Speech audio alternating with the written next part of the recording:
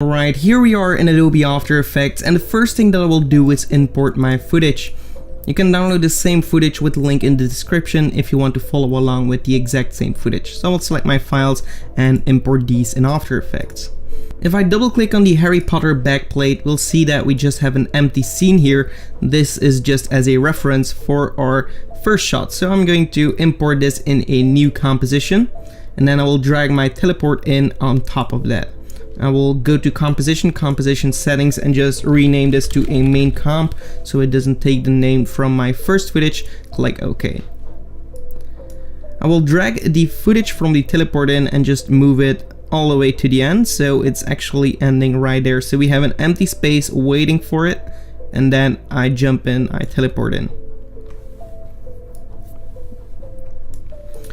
I'll go to the beginning of this teleport in and I will duplicate it, right click, time, freeze frame, so we only have this kind of shot, and then I will just drag it forward a little bit. Let's go 10 frames forward and drag it in there. We'll trim it down like so, and actually it can be a little bit shorter than 10 frames because it's quite long already. And now we have a freeze frame of around 8 frames long. I'll then go into my mask tools, zoom in a little bit and mask myself out. It can be rough, doesn't really matter that much, so let's go. Okay, so I masked myself out, as you can see right here, and of course we're not going to see it because we have the identical background, but if we solo this, we have no background here. So I'm going to unsolo this. Now that we masked ourselves out, I'm going to the puppet tool and I'm going to click on my body on these parts, like so. One in the shoulder and the arms. And the puppet allows us to actually deform our body. So I'm going to put everything in a kind of circular motion. Something like this. I'm going to drag down my arm here. My head a little bit on this side. And I know this looks kind of funny, but going to get us some nice results as well. So and that's the most important. Maybe this be a little bit more up here and get something like this. So now we have something looking like this. Maybe we can trim it down a little bit more here on the top side here, because my head looks kind of dumb.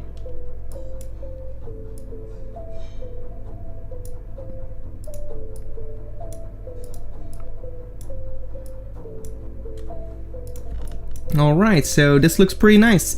And then I'm going to the effect blur and sharpen motion blur, or just Gaussian blur or directional blur. Let's take a directional blur and just put it before the puppet tool actually. And we're going to increase it to something like 10. 15 is okay, so we get some blur up front and it's going to be straight, and then our puppet is going to deform it in a circular way. Then we're going to take our selection tool, click on that footage, and actually select your pan behind tool. We're going to move this in kind of the center of our circle here. So if we take the same kind of distance over here, we're going to put it over here. And then what we will do is click R on the keyboard for the rotation, go to the beginning of this layer and also make this a 3D layer.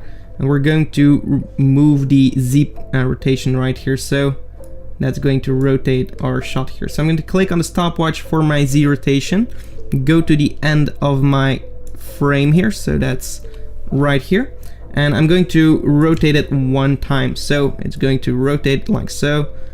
We get something like this. Okay. We want, of course, the end to be similar to where we want to end, so we can drag it a little bit more like so, and we can actually also move it to the side, so we actually form something like this. Maybe I want to drag it like so and then turn into myself.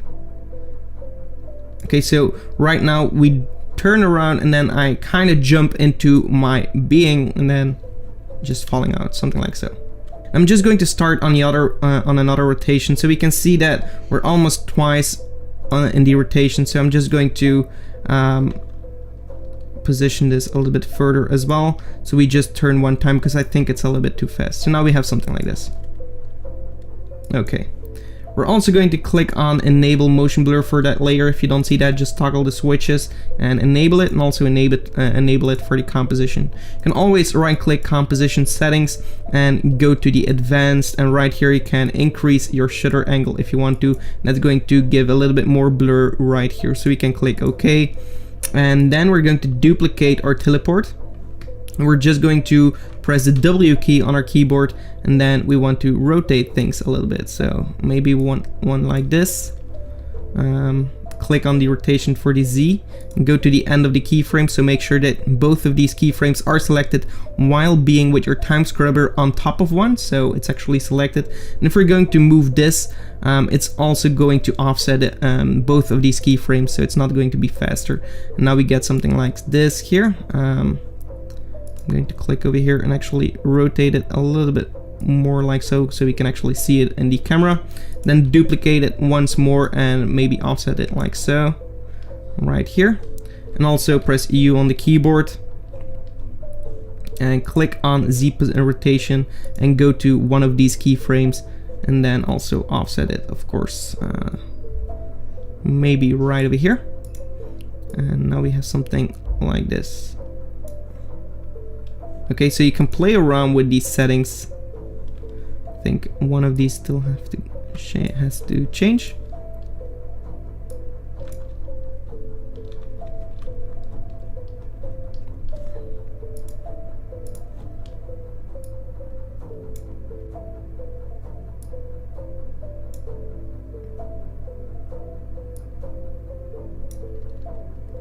You can also scale one down, so press S on the keyboard and scale it down so it looks a little bit different.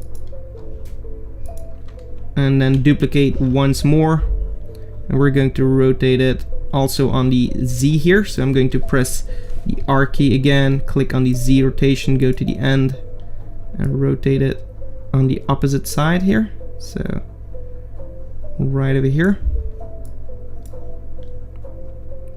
And that way we get something like this. Also move it a little bit more to the front.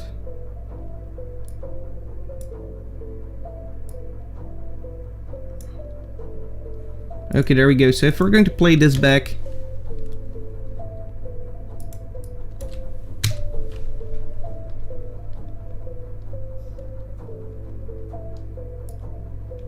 I don't like this one, so I'm going to click on this one and just rotate the X a little bit more. Okay, so we don't get these sharp lines here.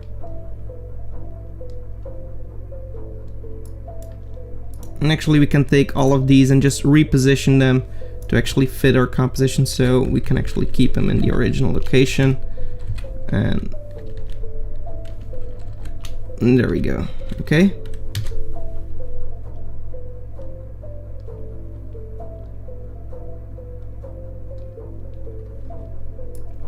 So now we have all of these rotating, and then right at the end we just jump into our original shot, and it looks like we're getting there.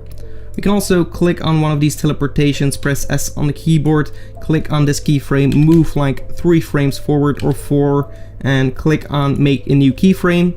Then go to the beginning keyframe and just zero this out so it actually starts out of nothing.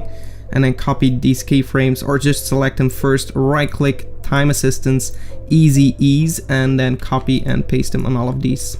And that's going to reveal them right here. So if we're going to do that, it's going to start out of nothing, and then they come together like so. Okay, pretty cool.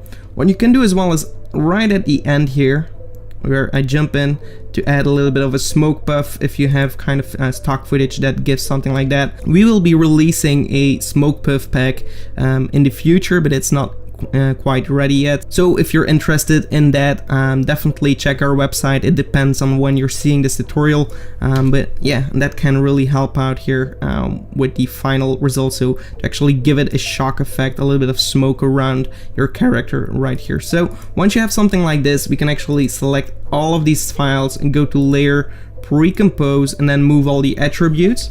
I'm going to rename this to teleport comp. And then I'm going to use an effect called Wiggle, which you can actually download on our website at the freebies page. So what I will do is right at the beginning, where we see nothing, we're going to click on these keyframes for the slider, so it's at 0. Then go forward a few frames with the page down button. You can do so, like right over here, and then we're going to increase the amplitude to something like 25 and the frequency maybe to 20, and then move forward until we're completely in the shot, so right over here maybe, and then zero this out. And if we're going to play this back, we're going to get a little bit of a shake. Press U on the keyboard to reveal these keyframes. I'm going to trim these down a little bit more and go back to that shot. Also enable motion blur for your footage, and you're going to get something like this.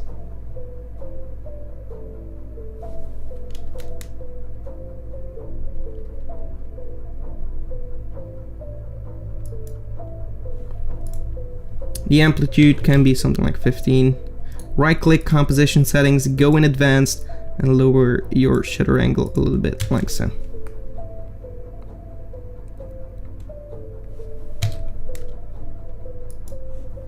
Also going to lower my frequency to something like 8.